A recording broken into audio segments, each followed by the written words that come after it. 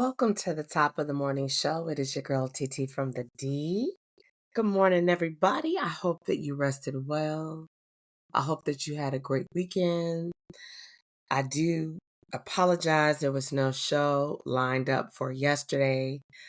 So I was like, oh no. Oh no. And it was an error on my behalf.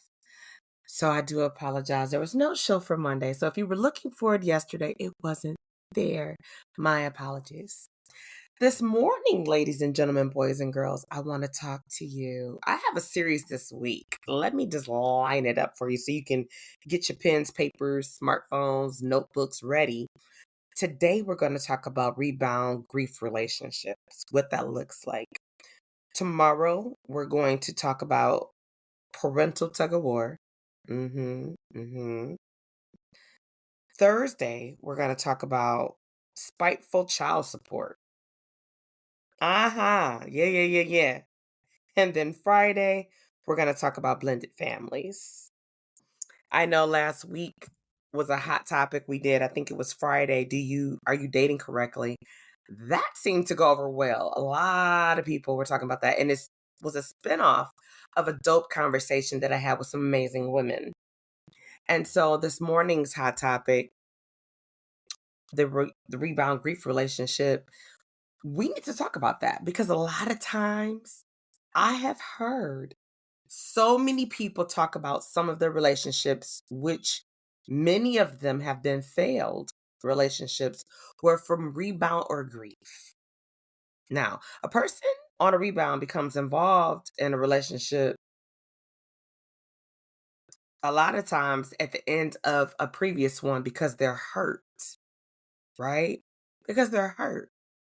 And those on the rebound might still be distressed a little bit, upset, angry, pissed off, going through the emotions, riding that emotional roller coaster. And they might be just looking for someone to comfort them, console them, right?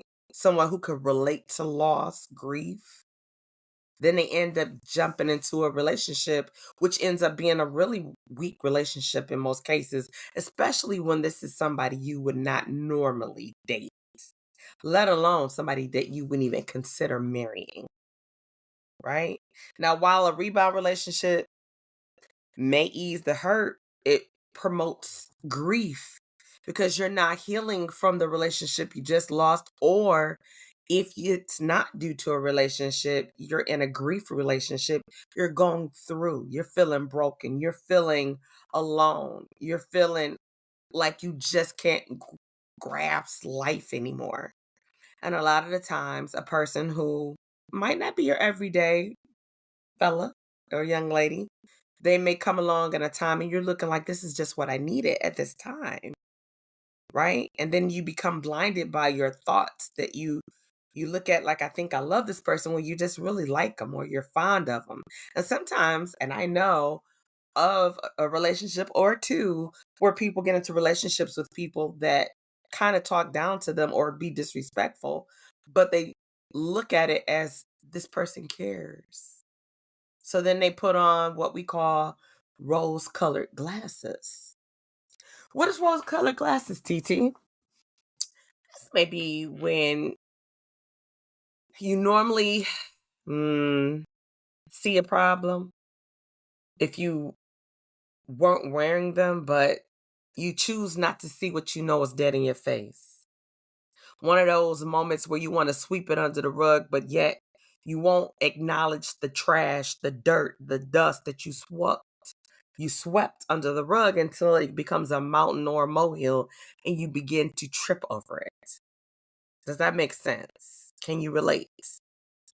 See, a healthy relationship, friends, should have time to be molded, shaped, formed, and built. With a rebound relationship or a grief relationship, it doesn't end that way. It doesn't tend to feel that way. Instead, it's like a pattern of sealing the deal before it's too late, dealing with the impossible, the unknown, the I just ain't got time. This is comfortable. I can deal with it. It's better than nothing. And sometimes a person on the rebound or grief will deliberately seek out a new partner who makes them feel like they're strong in the courtship, showering the rebound individual with interest and affection, showing them what they feel like they lack and they need. It works for just a moment. Now, I will say this. Having someone who treats you special can certainly be uplifting. Who doesn't want to be made to be like they feel or treated and they are everything, especially in the aftermath of heartache or grief, right? But at the same time, friends, it's important to consider whether you're in that relationship because you want to be or you need to be. Does it feel good or does it feel uneasy? Is it sincere or is it faulty? These are questions you can actually ask and pretty much answer yourself when it's you that's entering that type of relationship or situationships, as they say, right? And I will tell you, these rebound grief relationships, in all honesty, king, queen, princess, prince, it won't last long. It won't. And it's sad to say, but it's true. Right? Now, if your rebounder has fallen head over heels for you within a week after y'all met or connected or hooked up, whatever you want to call it, yeah, chances are it's not the real thing. See, it takes time to formulate a bond, a connection. Now, you can't say there was an attraction. Yes, that's beautiful. There's a connection I can't explain. I get it. But to be like, I'm overly in love with this person, you know, I'm a week. But then there are some that say, hey, I knew from first sight. I knew from the first conversation. Yet they weren't rebounding. They weren't going through grief. They were, I would say, what we can consider in a normal state of mind. I think when we move too fast, too soon, we invite the spirit of connecting and attracting rebounds and griefs type of relationship fillers. They are in the meantime type of people. They're not the long term, right? So I want to leave you with these few things. A few signs that you might be on the rebound if you just broke up with somebody, or you might be grieving and entering this relationship because you're in the grieving process. Okay? One,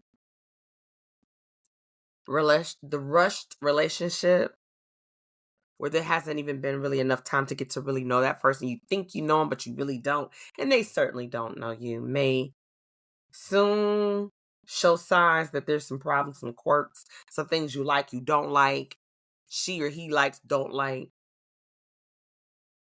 And you start to get that taste in your mouth, right? You start to get that vibe like, this ain't it. Maybe. Just maybe, right? Another one is when that new person calls, not a lot, but when one calls, the other person mostly feels sad, lonely, or empty. And the conversation is almost like a one-way conversation, right? Another one is the rebounding partner. Now, we're talking about people that you just broke up with somebody. You know you ain't over her. You know you ain't over him. But the rebounding partner makes every effort to show off the new partner to their ex all over social media. You know how we take pictures of everything. Make sure the people that know the mutual friend zone of the ex see you and him or you and her and can go back and run a report, right?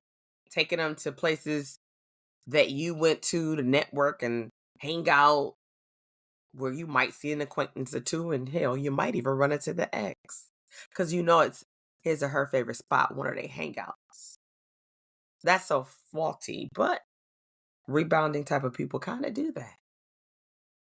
It could be another one. You get someone who resembles her, who resembles him, who acts like her, who acts like them, who does the same kind of things that he or she once did.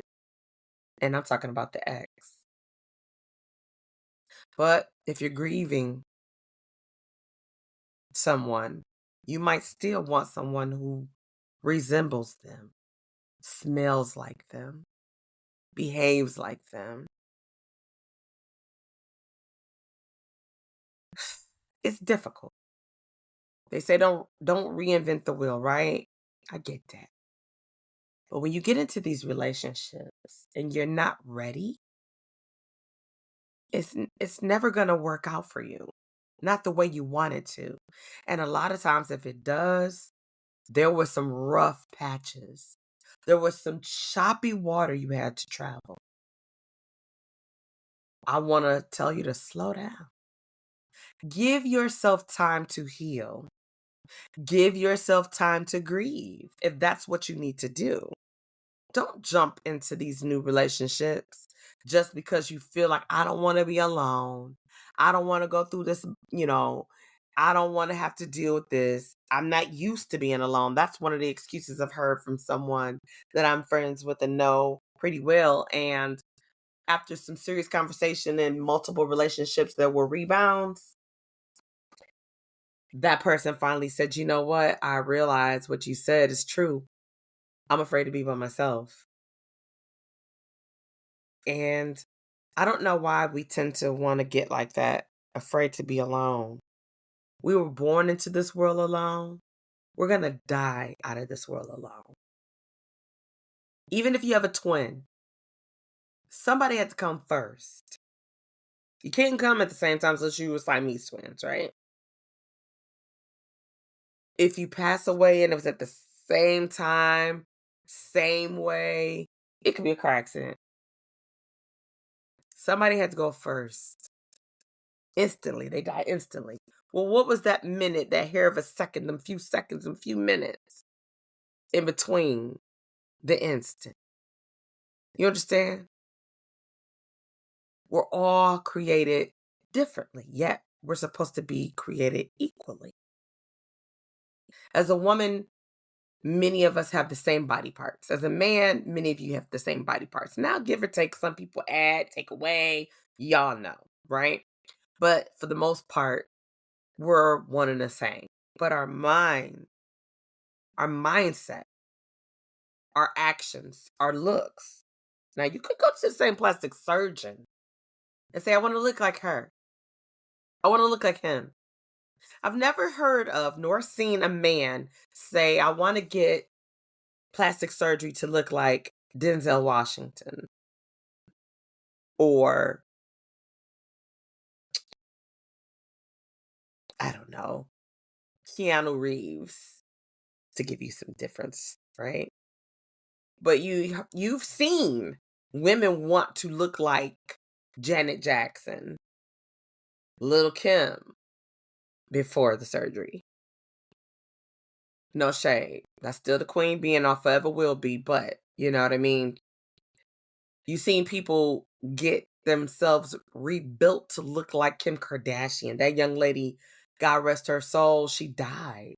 So many plastic surgeries, giving her all, being sponsored by men who wanted a carbon copy of Kim Kardashian. And real talk, Kim Kardashian ain't 100% looking like Kim Kardashian. She looks like how she wanted to look, right? People, that one woman who wanted to look like Angelina Jolie, right? Then they say, yeah, a couple years later, I don't want to look like them anymore. Wow. Instead of just being happy with who God made you look like.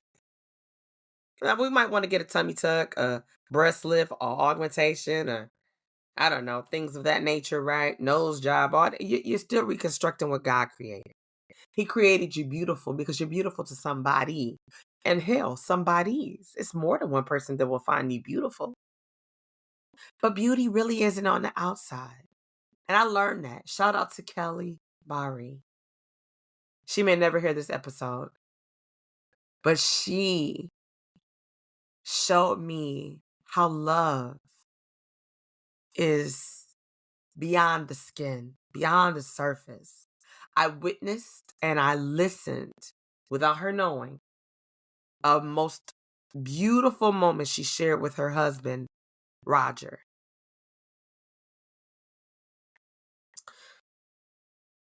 Long before he passed away. And that's a whole nother podcast story. But you are who you are. Stop jumping into these relationships, ladies and gentlemen, boys and girls. And fellas, young men, young ladies, why are y'all jumping into these relationships in elementary, middle, high school like you're married? Date. Let that young man court you, ladies, young girls. Fellas, you like court. What's court? Go to court? No. Google it. Dating in the early days when men courted women. When men decided they wanted to marry a woman, they went to the father, they went to the family and said, I would love to have your daughter's or your sister's hand in marriage. Imagine what life would be like if we just slowed down, got back to the basics, and did it the right way. If you're grieving, go through the process and trust it. If you broke up with somebody and they broke your heart, or hell, you broke somebody's heart, go through the process and trust it. Stop rushing into these relationships that's going to end, and then you'll in another one and you can't understand what's wrong with you or why this, because you haven't had a moment to heal, grieve, reset, regroup, rebuild, and remember who you are. Well, that's all I have for you on this beautiful day. I hope that you have a wonderful day, a great day ahead. Don't forget, tomorrow we'll be talking about parental tug of war. It's going to be a great show. I hope that you enjoyed what I had to say about the rebound grief relationship. And I hope if this doesn't move you, that you can share it with somebody that you know you recognize some things I said about. That's all I have for you today. Until the next time we leave footprints across the sun, it's your girl TT from the D, and I'll see you soon.